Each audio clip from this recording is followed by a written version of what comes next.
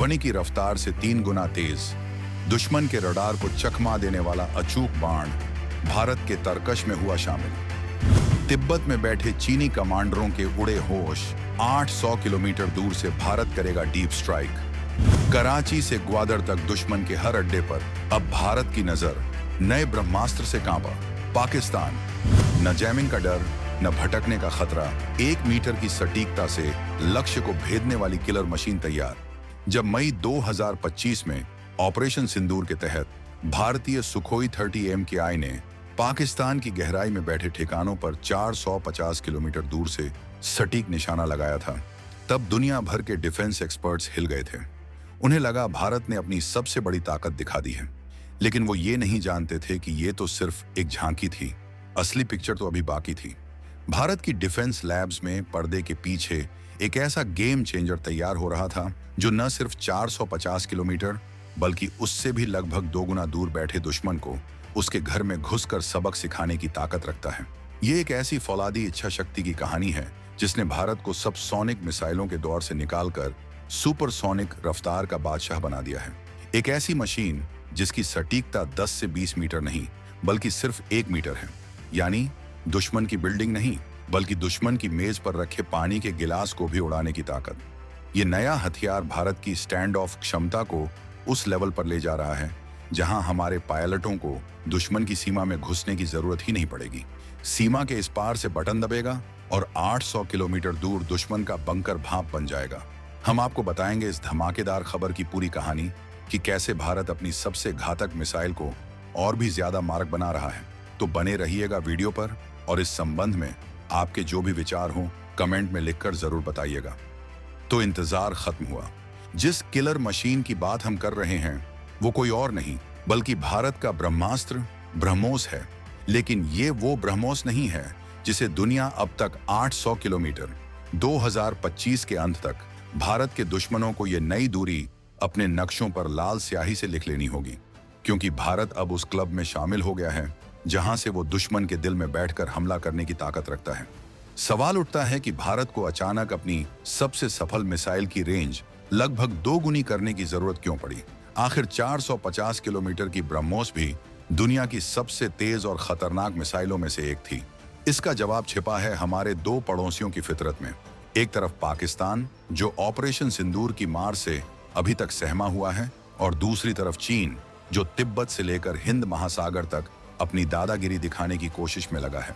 पुरानी 450 किलोमीटर की रेंज हमें एक बढ़त तो देती थी, लेकिन चीन के कई अहम एयरबेस, लॉजिस्टिक हब और कमांड सेंटर तिब्बत के दुर्गम इलाकों में बहुत अंदर हैं।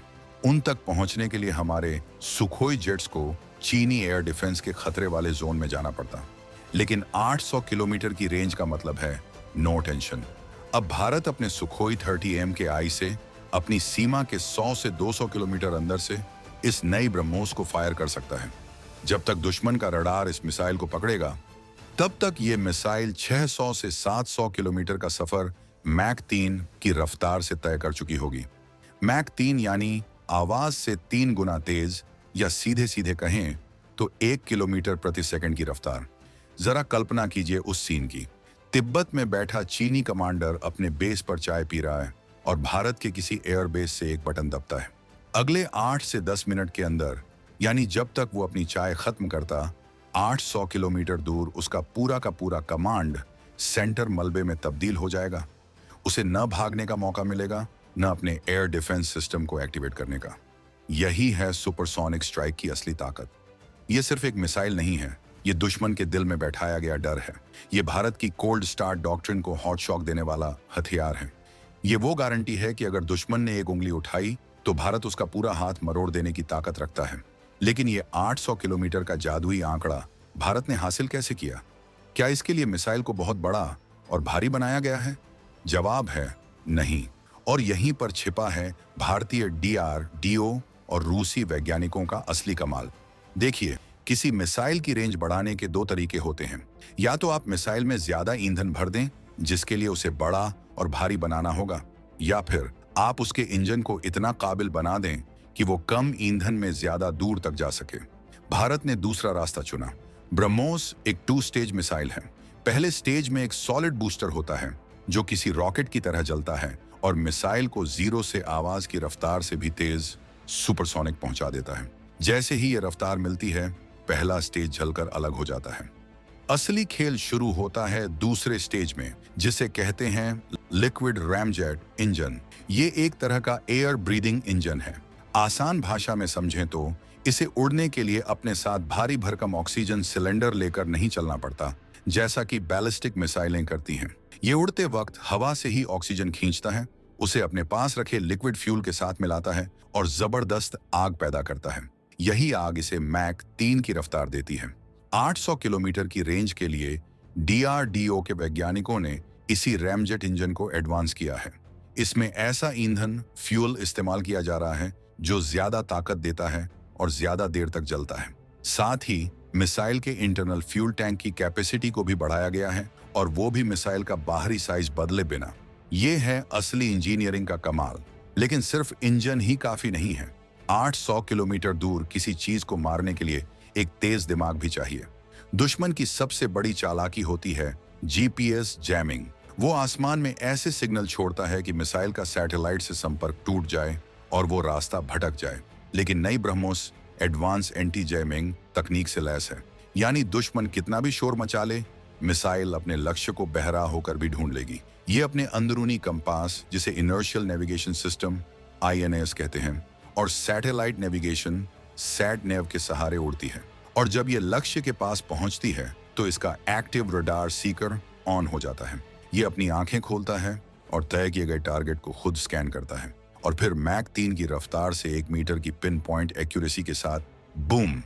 ये सटीकता इतनी है कि अगर दुश्मन ने अपने बेस पर 10 ट्रक खड़े किए हैं और भारत को सिर्फ 7वें नंबर का ट्रक उड़ाना है, तो ब्रह्मोस ठीक 7वें नंबर के ट्रक को ही मलबे में बदलेगी। तो ये गेम चेंजर हथियार भारत की सेनाओं को कब तक मिलेगा, और इसका असर जल, थल और नभ में कैसे दिखेगा? सूत्रों के मुताबिक 800 किलोमीटर वाली ब्रह्मोस के परीक्षण टेस्ट जोरों पर हैं, और 2027 के अंत तक ये पूरी तरह से तैयार हो जाएगी।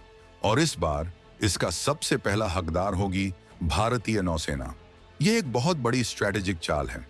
2025 में ही भारत की नौसेना ने अपने नए युद्धपोतों जैसे INS उदयगिरी और INS हिमगिरी को ब्रह्मोस से लैस करना शुरू कर दिया है। फिलहाल इन पर 450 किलोमीटर वाली मिसाइलें हैं, लेकिन सबसे अच्छी बात यह है कि 800 किलोमीटर वाले नए संस्करण के लिए नौसेना को अपने जहाजों में कोई बड़ा हार्डवेयर बदलाव नहीं करना होगा। मिसाइल का साइज और लॉन्चर वही रहेगा, सिर्फ जहाज के फायर कंट्रोल सिस्टम FCS में एक सॉफ्टवेयर अपग्रेड किया जाएगा और मिसाइल का नया यूजर इंटरफेस डाला जाएगा।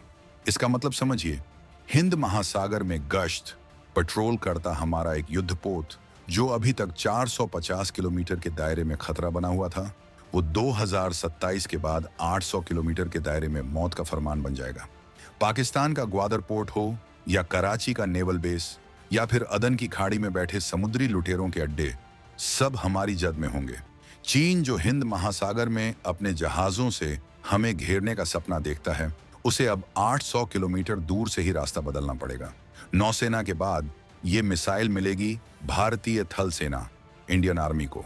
सेना इसका इस्तेमाल अपने मोबाइल ऑटोनोमस लॉन्चर्स से करेगी। ये विशालकाय ट्रक होते हैं जिन पर मिसाइलें तैनात होती हैं और इन्हें कहीं भी ले जाया जा सकता है। लद्दाख हो या अरुणाचल प्रदेश, सेना इन ट्रकों को पहाड़ों में छिपा देगी और वहां से बैठे बैठे तिब्बत में चीन के एयरबेस और फौजी ठिकानों को निशाना बना सकेगी। और सबसे आखिर में ये ताकत मिलेगी भारतीय वायुसेना को। हवा से लॉन्च किए जाने वाले एयर लॉन्च्ड संस्करण में थोड़ा ज्यादा वक्त लगेगा, क्योंकि उसे सुखोई 30 AMKI के साथ पूरी तरह से इंटीग्रेट करना होता है। लेकिन जब ये होगा तो भारत की ताकत अजेय हो जाएगी। एक सुखोई जेट 800 किलोमीटर की मिसाइल लेकर उड़ेगा, वो खुद 1500 किलोमीटर दूर तक जा सकता है। यानी भारत के बेस से उड़कर वो 2300 किलोमीटर दूर तक किसी भी टारगेट को हिट कर सकेगा, वो भी बिना दुश्मन की सीमा में घुसे। 800 किलोमीटर की रेंज, मैक 3 की रफ्तार, 1 मीटर की सटीकता और एंटी जैमिंग दिमाग, ये सिर्फ एक मिसाइल का अपग्रेड नहीं है, ये भारत के दुश्मनों के लिए एक सीधा और स्पष्ट संदेश है। अब बहुत हो चुका। वो जमाना गया जब हम सिर्फ रक्षा डिफेंस करने के लिए जाने जाते थे। ये 2025 के बाद का नया भारत है, जो पहले हमला नहीं करता, लेकिन दूसरा हमला इतना भयंकर करेगा कि दुश्मन को सदियों तक याद रहेगा। ब्रह्मोस की ये ताकत सिर्फ पाकिस्तान या चीन के लिए सिरदर्द नहीं है, ये दुनिया के उन देशों के लिए भी एक तमाचा है जो MTCR missile technology control regime जैसे ग्रुप बनाकर भारत को हाई रेंज मिसाइल टेक्नोलॉजी देने से रोकते थे। आज भारत न सिर्फ ये टेक्नोलॉजी खुद बना रहा है, बल्कि आत्मनिर्भर भारत के तहत फिलीपींस जैसे देशों को ब्रह्मोस एक्सपोर्ट भी कर रहा है। लखनऊ में जो नया ब्रह्मोस मैन्युफैक्चरिंग प्लांट 11 मई 2025 को शुरू हुआ है, वो इसी नई उड़ान का सबूत है। वो दिन दूर नहीं जब भारत दुनिया के लिए हथियारों का बाजार बनेगा।